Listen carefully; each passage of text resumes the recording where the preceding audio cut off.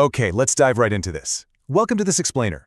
Today, we're completely rethinking what science education truly looks like, literally from the ground up. If you think learning science is just about memorizing the periodic table or, reciting the stages of photosynthesis, get ready to shift your perspective. We're going to look at how we actually cultivate a true scientific mindset.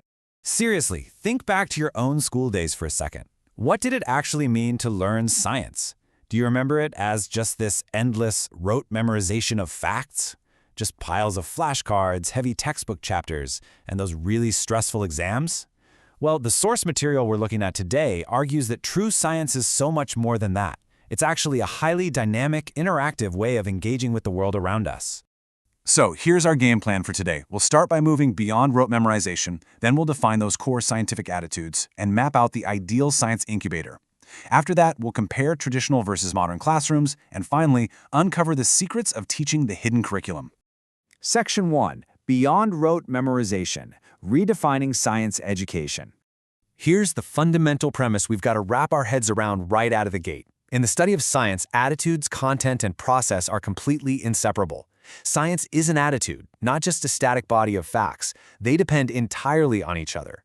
True scientific understanding requires a mindset that accepts all knowledge as tentative. It's really about building the confidence in students to handle scientific knowledge so they can willingly and actively contribute to public discussions on issues that affect our whole society. We're aiming to develop a lifelong interest here, not just prep them for a temporary exam cramming session. Moving into Section 2, Core Scientific Attitudes, the 4 pillars of a scientific mind. So what specific attitudes actually cultivate this powerful mindset? Well, it all begins with open-mindedness. This means changing one's mind in light of new information and being genuinely willing to listen to new ideas and facts. A truly open-minded student will abandon a prediction or an inference the exact second new evidence shows it to be inadequate. It's all about mental flexibility, It's leaving your ego at the door when the data speaks. Building right on top of that mental flexibility is intellectual honesty. This means respecting undisputed scientific facts and changing an idea only when there is convincing evidence against it. This trait requires students to value verified facts over their own personal biases or preconceptions. Ultimately, it's about a deep commitment to the truth, even when that truth is, quite frankly, inconvenient. And that commitment to truth naturally leads us to a profound respect for evidence. This is the ability to narrate events or observations exactly as they occurred, even if they completely conflict with the expected results. Think about how absolutely crucial this is. A student has to report the absolute truth of an experiment rather than what they simply hoped would happen just to get a good grade. This builds immense integrity. Fueling all of these traits is curiosity. This is all about observing small details, asking questions that demand explanations, and digging into unusual things.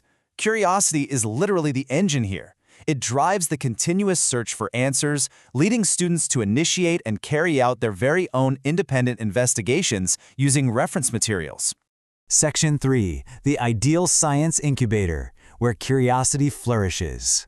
Now, these specific attitudes, open-mindedness, honesty, respect for evidence, and curiosity, they don't just magically appear out of thin air, right?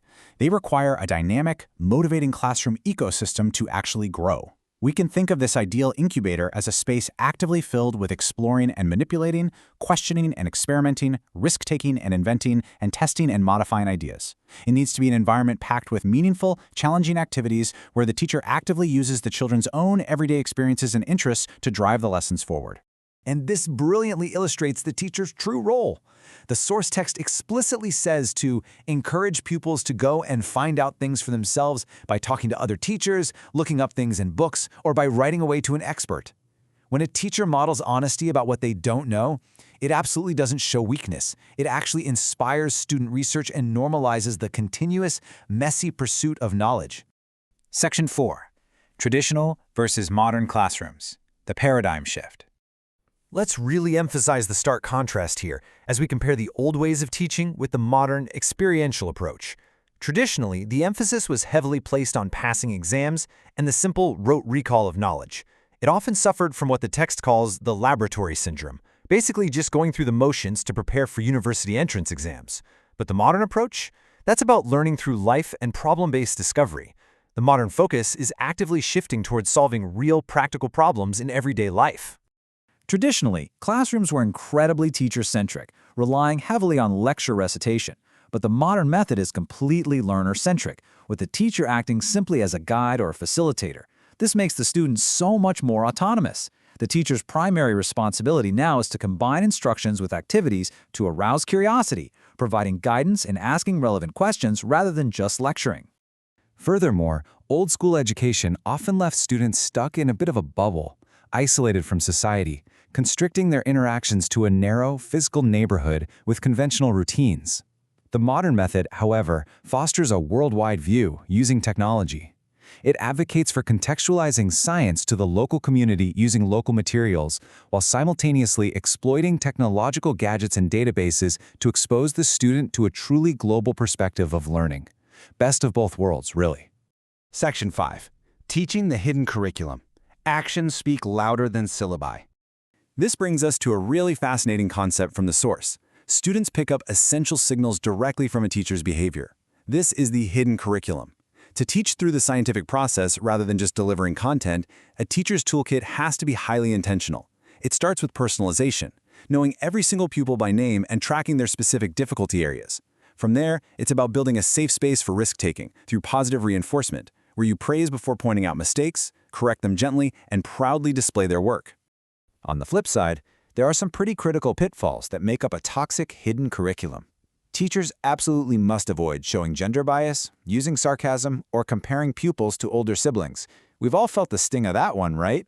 You also want to limit any apparent labeling or allowing one single student to dominate the entire class.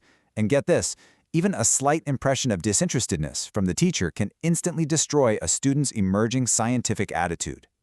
So, to bring this entire journey together, the process of learning is literally just as important as the outcome.